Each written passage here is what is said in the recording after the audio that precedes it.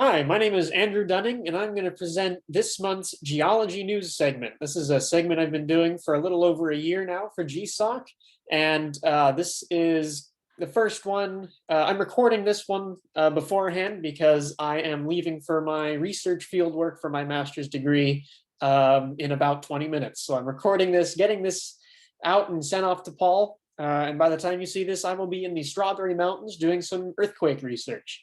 But let's get right down to it. This is for the month of July of 2021.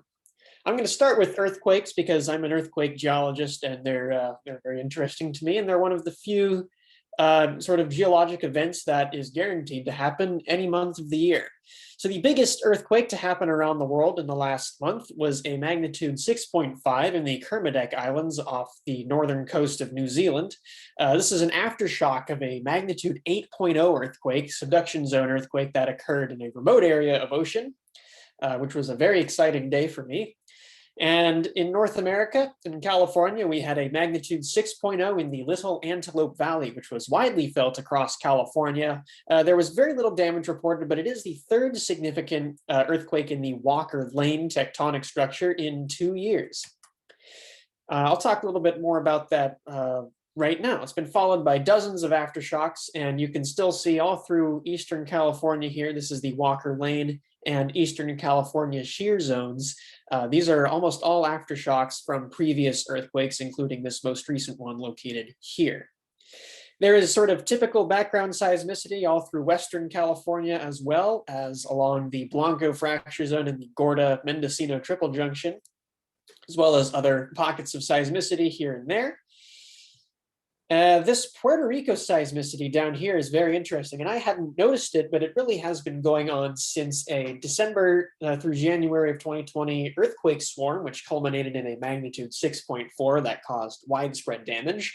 And this seismicity, some of these earthquakes are felt by residents of Puerto Rico, and is probably a source of great anxiety for the people that live there. As far as volcanoes go, we got eruptions continuing. Oh, I forgot to edit this. Kilauea has stopped erupting, which is very sad for me. But the eruptions are continuing at the Fagradalsfjall volcano in Iceland, and there's 45 other volcanoes that are exhibiting activity across the world. A number of earthquakes have been detected near Mauna Loa and Kilauea on the Big Island. However, these are mostly related to crustal subsidence from the weight of the Hawaiian Islands depressing the oceanic crust rather than any volcanic activity.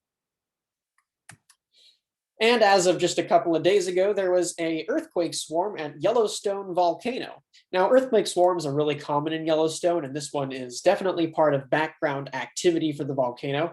And these are primarily due to things like groundwater moving underground, as well as other tectonic forces, rather than the volcano itself. This is not a sign of impending volcanic activity in the Yellowstone area.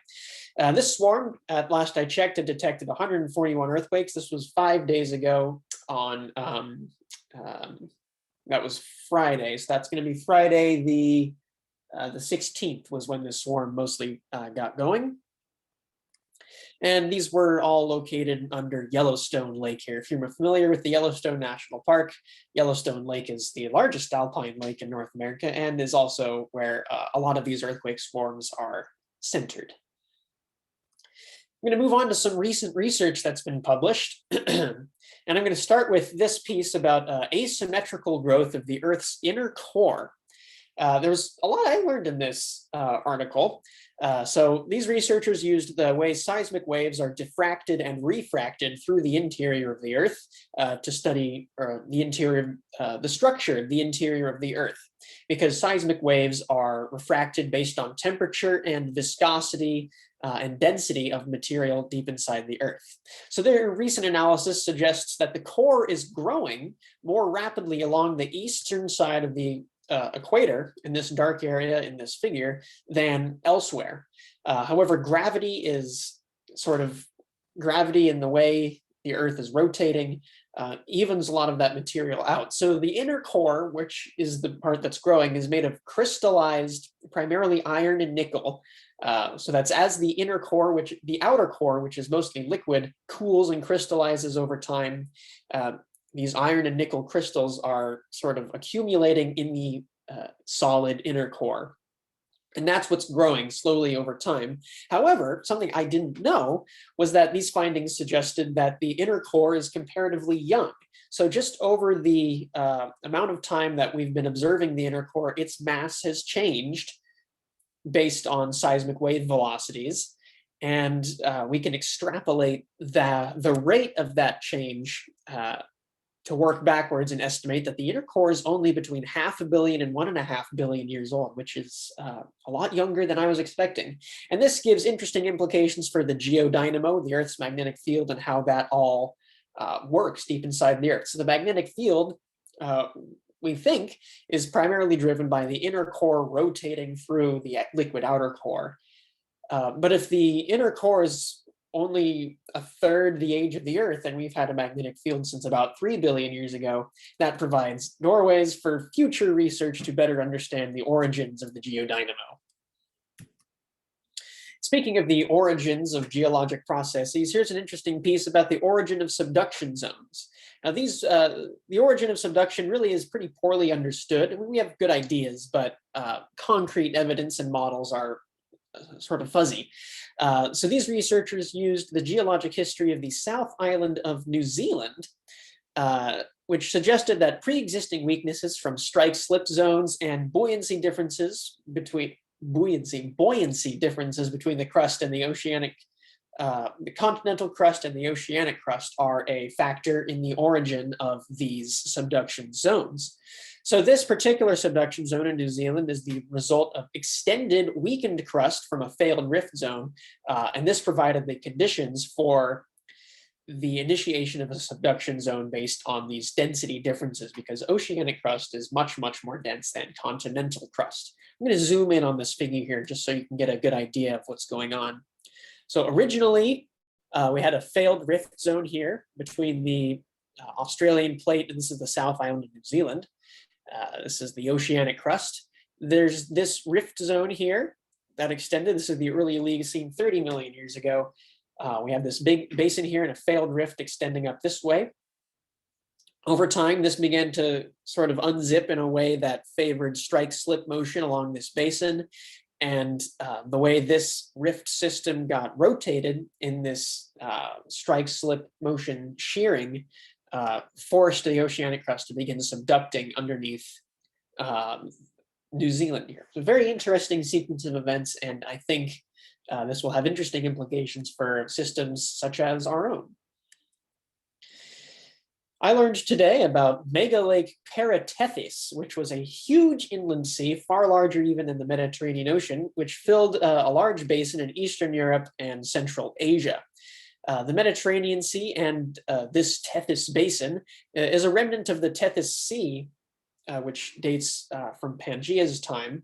But Lake Paratethys existed about 12 million years ago to about 5 million years ago, and is the result of continental collisions from Africa and the Indo-Australian plate colliding up here with the Eurasian plate.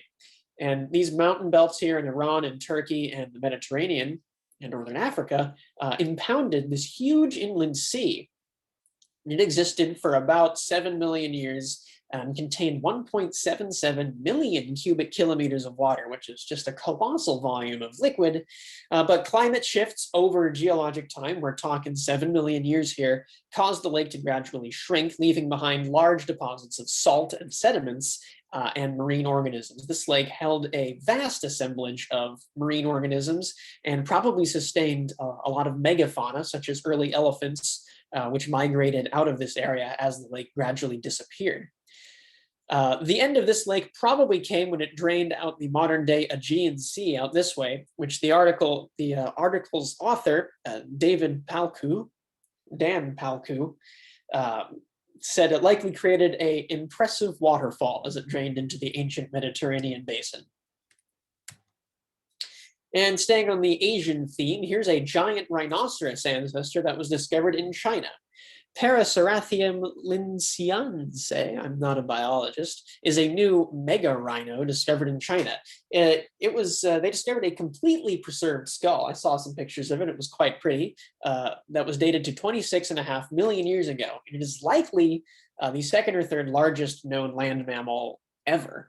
It reached about 7 meters above the ground and browsed trees like giraffes do, though unlike giraffes, their whole body was lifted above the ground. These are obviously quite large animals. Even though it looks more like a horse, it is indeed related closer to rhinoceroses. Moving back to the northwest, here's an interesting piece about magma chambers on the Juan de Fuca Ridge. Recent seismic imaging of the Juan de Fuca Ridge showed vertically stacked magma chambers below the rifting axis. So the Juan de Fuca plate is rifting from the Pacific plate on the Juan de Fuca Ridge. There's a spreading center there where new crust is being created. And generally, a thin lens of magma right at this rift axis is what's driving volcanoes and volcanism and the creation of new oceanic crust. But these seismic images that these researchers found discovered additional magma chambers underneath this thin lens of magma, which is feeding shorter-lived, larger volcanoes and is a major part of the crustal formation of the creation of new oceanic crust. These magma chambers are very shallow, only 1 to 8 kilometers below the surface, whereas to compare to, say, Mount Hood, the magma chamber doesn't even begin until about 10 kilometers down. So these very shallow magma chambers are really the interface between the mantle and the ocean, where new crust is being created all the time. And that's all I have for this month. Sorry, it's a little bit shorter than usual, but I've really got to get going on my research trip, and I will likely see you in person in August. Thank you very much for watching this month's Geology News. My name is Andrew Dunning from Portland State University. Thank you very much.